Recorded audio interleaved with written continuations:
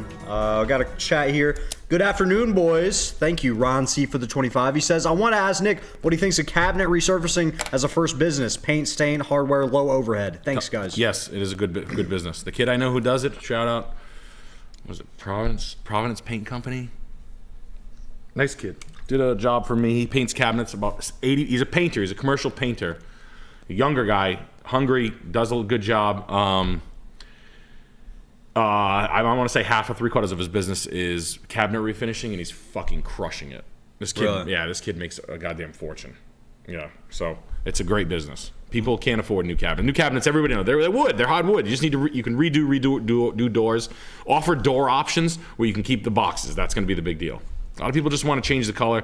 They don't even know it's an option yet. That's the truth. You know, we know about it because we're young and hip and hot, but they don't. Matt Farmer with the 25. I own a painting and countertop resurfacing and cabinet resurfacing business. God, Angie's List sucks. How can I get better leads? Don't ever go on Angie's List. If you own a business, don't put your fucking thing on Angie's List. Angie's List is for nightmare consumers. Yeah. That's no one cool is on Angie's List. People who use Angie's List and trust it are brain dead. If you own a bit, please stay the fuck away from that thing. I would literally rather you see you in the ghetto holding a sign that says, I do sweep. Mm-hmm. You know what I'm saying? I do sweep for money. Kiss, kiss. That's better to me marketing. No. Cabinet resurfacing. You're hit the higher middle class people that are good with their money. That's your consumer. The frugal guy. Acura buyers. Golfers, that type. People who can't swing the full kitchen. Country clubs is going to be your best bet. Word of mouth and insurance and country club guys are going to be the best. You got to let them know that I'm saving you $30,000 by not putting new cabinets in. You have to come up with your pitch really well, because you are. You know, people for years. I mean, it was fine. We used to refinish cabinets all the time, and then somewhere around 2005, everybody was just ripping shit out and throwing IKEA cabinets in. Then everybody realized IKEA cabinets suck. Yeah. Or they don't suck, but they you can see it from a mile away. Yeah. Then they went back to then they started to go up and up and up and up and up. Now everybody's throwing in $36,000. They're getting upsold at Italian cabinets in your house. It's like putting $20,000 30-inch wheels on a mid-level trim Tahoe from 2008. Yeah. You know what I mean? Spot on. Like an LT08 Tahoe new body style post 07 with $30,000. What are the best wheel? Those $20,000 wheels they make. I don't know. Help me, chat. You know what they are? They come in all kinds of anodized colors, and they're mad money. Not HRE Swiss 3-piece wheels, but you know what I mean. Shit like that. Last one here, Dalla with the $25. Thank you. Evening, boys. Looking to get a farmhouse of 5+ acres in central Iowa within the next year or two. I'm seeing a lot of great places right now. Do I jump on something or do I sit on my hands for another year? Jump on something. Find something, though. It's not honestly, the question doesn't go like that. Thank you. I appreciate the enthusiasm but honestly, for those of you who are should I buy something now? I promise it ain't now. It won't be. You're going to get to the finish line a few times. If you're as much of a psychopath as you're watching us, you're not going to be an easy sale. You know, you're going to want to look at the weird stuff. This is the hardest stuff to buy, the stuff with character that's not Foxbriar. You know, this, you know, if you want something that's cool, this house sucks. But it's go for it. Start to look a couple of towns away. Honestly, look 10 miles away, 20 miles away on other stuff. So you're not shitting where you eat, so to speak. A few more. Jeremy with the 25. Thank you, bro. 90K salary, chill job as a lab director. Work 20-ish hours a week. Own no house, no mortgage. Few bills. Do I ask for a raise at risk of having to work a full 40, or just chill making 90, working as little as possible?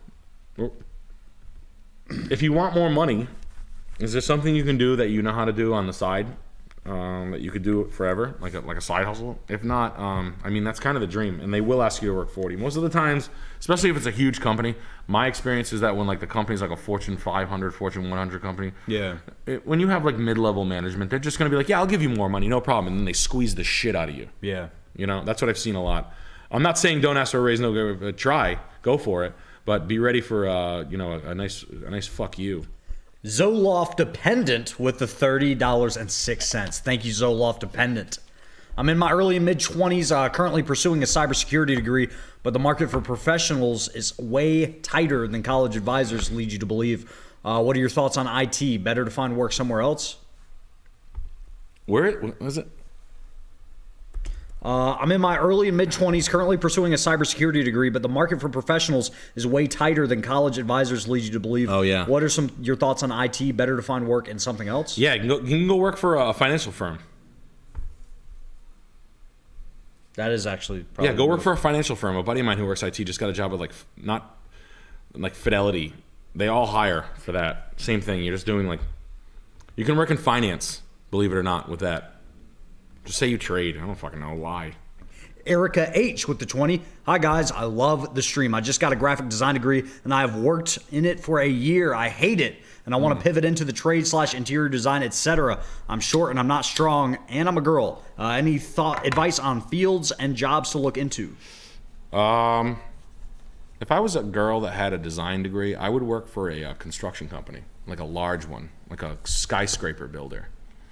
I think that the work that you're going to have to be able to complete for them, like a skyscraper finisher, like a large, the biggest construction companies around you, I would go work for them.